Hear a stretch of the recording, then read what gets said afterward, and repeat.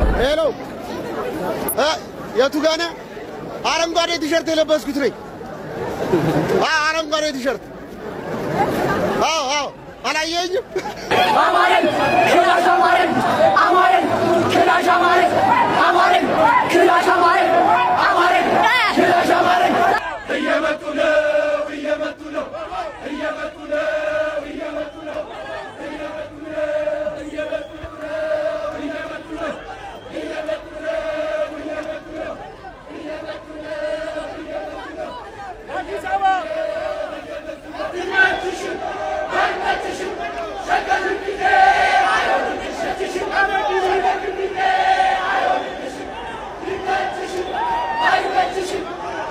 كلاش أماري كلاش نهاوسي ساجرا كلاش نهاوسي ساجرا رفاجرا نعرف تجرا جالت تنس جيبي تنسي شجر في النهين تاتو أكسما بالاجي زيني بالالفنا كلاش أماري يكون أكترا دورتي غراك أبدو أكسنتين فكانة جراتو تا مقالا في النهتو كلاش نتي بريدة جرا وكنا مو كلاش نهاوسي ساجران كوني دورتي غراك أبدو متشون وان هنتاني كأبدو توكو فكنا فوان هنتاني كهاو توكو يرو غري وان دورتي غراك أبدو جتو فين كنا جرا دي فما كانتو أجندة قدرة السوشيال ميديا كان رتي تشودا كنيسة فيجي تشاك بيجاتي تقدر جرا مين رتي كان جرا مين في فينه مقالة ولا كتير تشودا أورمونيسي توكو أكو ما يساتي فكاتة تنامني هون نوي تشودا أكو ما يسامو لا تتير أكانني دبتات إنجرو تشودا وريه مال جتاتي جرا مهرا كنا ولين نجيفنا أنا بدور ولا براي بقرا ريبين أن كرا شارع لكي يعرف تاني سنين جرا جرا كبرتي كفيديو كي جرا جيفا تشود دير كباكيسا نهيرة تنجرا تاتن كوني فيجي تقدر أكبيجاتي كان جرا مي يشون نمني كنا اللي هو كنا توكو gara ifiti tijalli fatee yookiin ammoo kan gara mootummaatti achi qabeeti kan inni kataatiin jiru mee viidiyoo tokko isin dhageessisa. Jarri fiigicha guddaa akka biyyaatitti jedhame waa kanarratti gartee kan Adaanach faa irratti argamteedha. Fiigicha guddaa akka biyyaatitti jedhamee waggaadhaan godhamu kanarratti jarri yeroo wanti akkanaa kun fakkeenyaaf Finfinnee keessatti wanni wal gahamuu dhufu yeroo hundayyuu waan akkanaa kana ni godhan jechuudha. Hiriira fakkeessanii garuu ammoo kan ammaa kana wanni hiriira yookiin durii Minilik faarsataniitiin Hayila Sillaasee faarfatanii nugusoota durii kana faarfatanii mootummaa irra jiru kana abaaraniitiin balaaleffatanii isaan jigna ta'uu yookiin ammoo inni waaggaa kan jedhu fayyadamanii jechuudha kan isaan addaan galan. Ammantan ammoo inni waaggaa qofarratti osoo hin ta'ini kilaash amaaranyiidha. Akkasuma gartee dhufaa jiraadha jechuun dhufe na bira gahee akka jechuusan jechuudha. Naa dhufaa jiraadha abbaan kiyya naa dhufaa jiraadha. Jaalatus jibbitusi. في شغال في فين ده هنتاتودا فانو ورا غرتي فكنا في جويسا يوكي نمو ورا جويسا ورا بيجا بليساتي جيرو جديكا كرام اوتوماتين فرجمي ورا قوي ام اوتوما كان كوفيس نجرامي صدركا بياتي اكا الشباري جراميتين كلالماتين جيرو santu naaf dhufaa jira anillee akkasumatti akkuma isaa sanatti kilaash na hawwisiise akkasuma inni dhufee jira jechuun Finfinnee seenuudhaaf waa xiqqatu hafee 4 kiiloo seenuudhaaf waa xiqqatu hafee akkasuma gartee baalaa gizeedhaaf yeroon isaa dhumatte ifaa bilisatti namayyuu gartee liif seeneetiin kan TikTok irratti kan Facebook irratti akkasitti jechuudha kan isaan ifu raabaatiin turan dhalattoota Finfinneeti kun yookiin ammoo naannoo Amaaraa Bahar Dar Gojjam Gondarii miti jechuudha kililii naannoo Amaaraa keessatti Finfinnee keessatti teessuma 4 kiiloo jechuun mootummaa keessa jiru magaalaa gudditii san keessatti jechuudha. Karaa warraatti waan jedhamaatiin jiru uummanni bisootii isaa ibsateedha. Namni hedduun faannoodhaaf deeggarsa agarsiisan yookiin ammoo faannoo ta'uu ibsan ka jedhu warra akka gartee yoonii maanyaa faa jechuudha yoo taate malee namoonni hedduun warri isaanii kan gartee siyaasa beeku miidiyaan isaanii kan adda addaa uummanni bisootii isa keessa jiru akkuma yeroo kaanitti ibsate ka jedhudha. Bisootii maan cufan jechuudha amma mormii kana.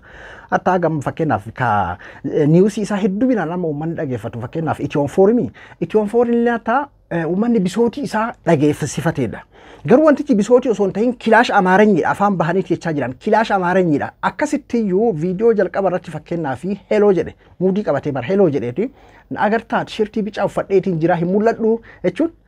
akka agartee ambisiniif galaa miree muudiin kun sammuu ammoo yamaxxuunoo akkasuma waa hedduudha jechuudha kan jedhame. Anamma kanarratti maaliin hubadhee dhugaa dubbachuu fi jarri kun adaahaa gammaatitti iyyuu hedduu qabne jechuun Oromiyaa keessatti yaa jira keenya fakkeenyaaf namni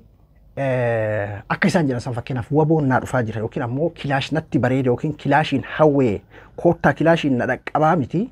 Akkanumatti jechuudha. Kaabineen tokko akkanumatti sitti aaree abbaan barbaade gartee mataa si dhaheetiin shani ajjeese jedhamaatiin jira. Ilma keetu bosona jira jedhameetiin aayyoo waggaa 80-70 aabboo waggaa 80-70 du'aa jira jechuudha maqaa shaneetiin jechuudha. Akkasuma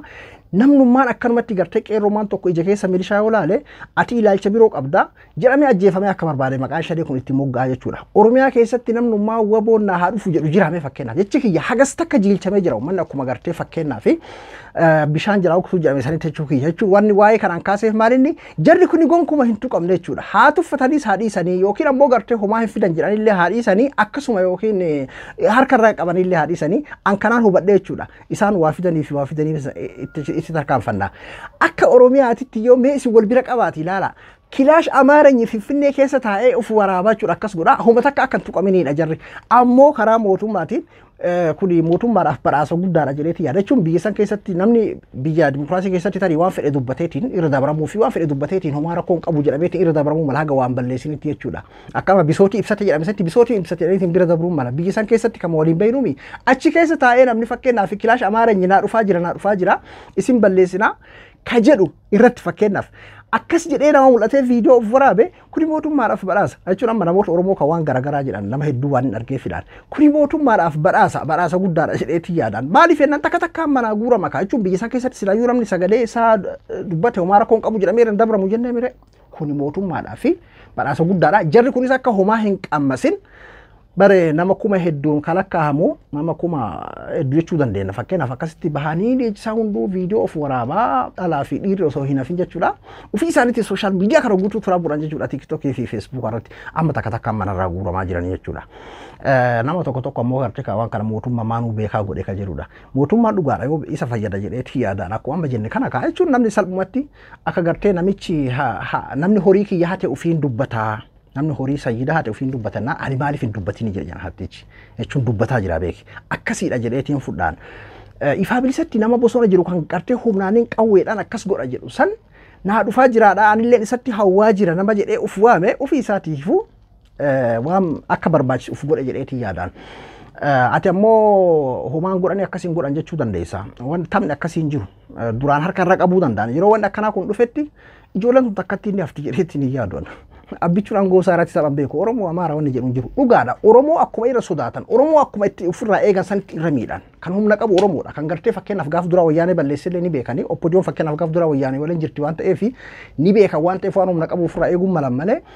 Amaaraa fi Oromoo waan jedhu hin beekan aangoo isaanii irratti jechuudha. Tokkoon argi amma fakkeenyaaf kenna fayyaalessa kenna tokko jechuudha. Waa'ee magartee marii araaraa kanaan wal qabatee kan Taanzaaniyaa kanaan wal qabatee ragaan viidiyoodha isa kanaadha miidhageeffadha. Waa'een araaraa gara Taanzaaniyaatiin deemu deebiin isaa yoo isinii galee fi yoo gurraa fi ija qabaatan namoonni fageessitanii dhimma siyaasaa irratti hubannoo fi xiyyeeffannoo gochaa turtanii fi gochaa jirtan warri beektan immoo deebiin isaa kana fakkaataa jechuudha. Shaggar Finfinnee hin taatu kan jedhu faannoo hiriirsanii dhaamsa uummata Oromootii fi akkasumatti waliigalteen kun akka kun fashalaa'e kan ibsu gabaabsee haala bareedaa fi miidhagaa ta'een gara mootummaatiin deebiin kennamee jira. Waa'ee marii araaraa Taanzaaniyaa mootummaa fi waboo gidduutti deemaa jiru kana irratti yoo gartee siyaasa beeytan yoo fagootti waa laaltaniiti yaaduu beeytan yoo gartee amala waa hundaa akkasitti fageessanii yaaduu ka beeytan taate mariin araaraa kun fashaluu isaa kanarraa isiniif gahaadha. Mootummaan kun akkasitti faannoo gadi baasee shaggar Finfinnee hin taatu jedheetiin akkasitti dhiichisiisaati jira. Marii araaraa asirratti fashalee jira jedhee. Adamma mee kanaa fi mootummaa maaltu wal qabsiisa?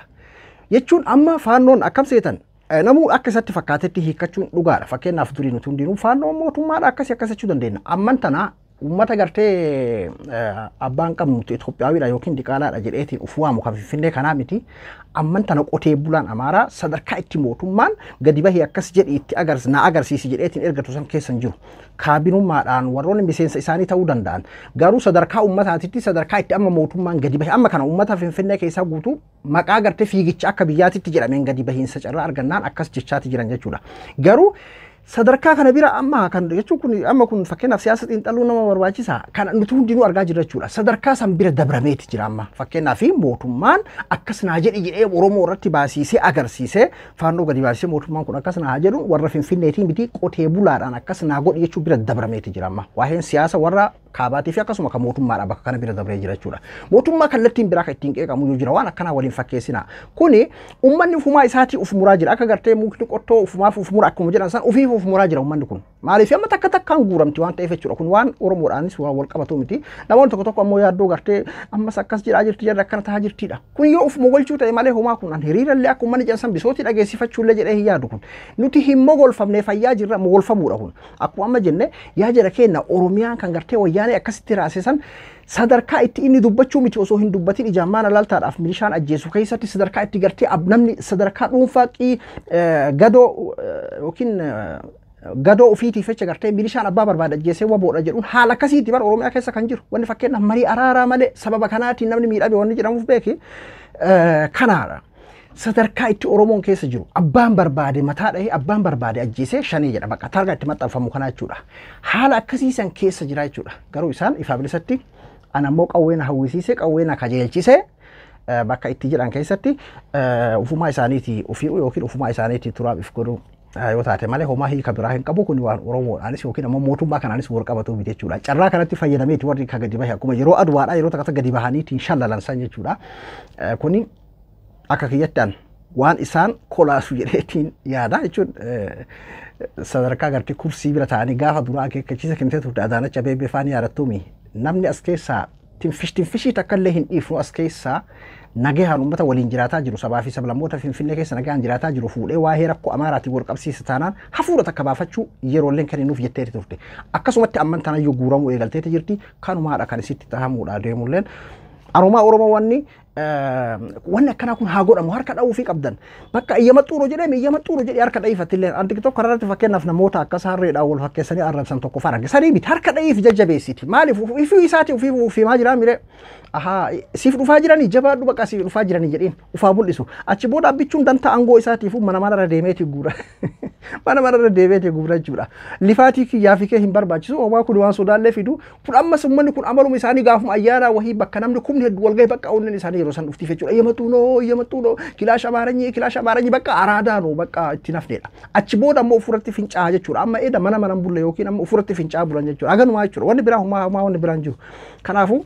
Arhumaa waan yaaddoleen hin jiru kun waan gaariidha sila ayyaanni deddeebi'eetiin godhamee uummanni akkana kun dhusuuf saaxilee bareeda jedheetti yaadaan. Ani yeroo kana jedhu beeki fakkeenyaaf amma jarri kun yoo sagalee ofii dhageessifatan yoo mirga isaanii nuti miidhamne dhiibamne ajjeefamuu hin qabnu hidhamuu hin qabnu naannoo Amaaraa nurraa miidhamee namni nagaa du'uu hin qabu jiran sagalee ofii yoo dhageessifatan an sirriidha jedheetti yaada maaliif isaanis nama akkuma nuti jechuudha akkasuma fedhii aangoo qabachuudhaatis yoo hawwan homaa rakkoo miti kun kanaa miti garuu akka sabaatitti amma isaan baala gizee ni balleessina baala gizee ni balaaleffannaa faannoon dhufaa jira nu bira gahee jira kilaash nu hawwisiise shaggar Finfinnee yeroo hunda bakka rakkoon isaanii maalinni waa'ee sabaa wal qabsan jechuudha waa'ee rakkoo paartiitiin rakkoon isaanii waa'ee rakkoo mootummaatiin miti waa'ee rakkoo Adaanach Abiyyii miti rakkoon isaanii oromummaadha rakkoon isaanii akka sabaatitti jechuudha kanaadha kan jechaa jirru malee akka sabaatitti akkuma naafasii yoo rakkoo isaanii dubbatan akkuma gartee naafasii lammii biyya saniiti Itoophiyaawidha rakkoo fakkeenyaaf